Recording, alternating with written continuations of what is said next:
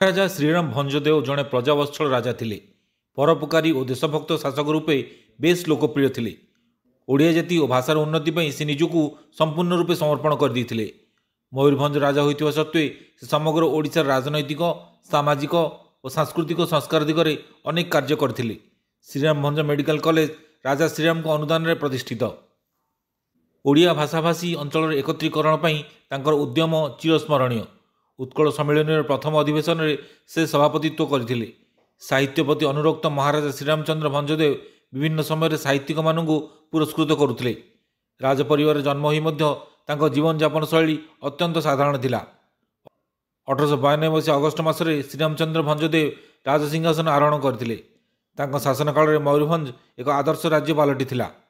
1870 ମସିହା ଡିସେମ୍ବର 17 ତାରିଖରେ ଜନ୍ମଗ୍ରହଣ କରିଥିବା ବେଳେ 1912 ମସିହା ଫେବୃଆରୀ 22 ତାରିଖରେ ତାଙ୍କର ପରଲୋକ ହୋଇଯାଇଥିଲା। ମାତ୍ର 42 ବର୍ଷ ଜୀବନକାଳ ମଧ୍ୟରେ ଶ୍ରୀରାମଚନ୍ଦ୍ର ଭଞ୍ଜ ପ୍ରଜାମାନଙ୍କ ପାଇଁ କରାଯାଇଥିବା କାର୍ଯ୍ୟଗୁଡ଼ିକ ଯୋଗୁଁ ତାଙ୍କୁ ଆଜି ଅମର କରି ରଖିଛି।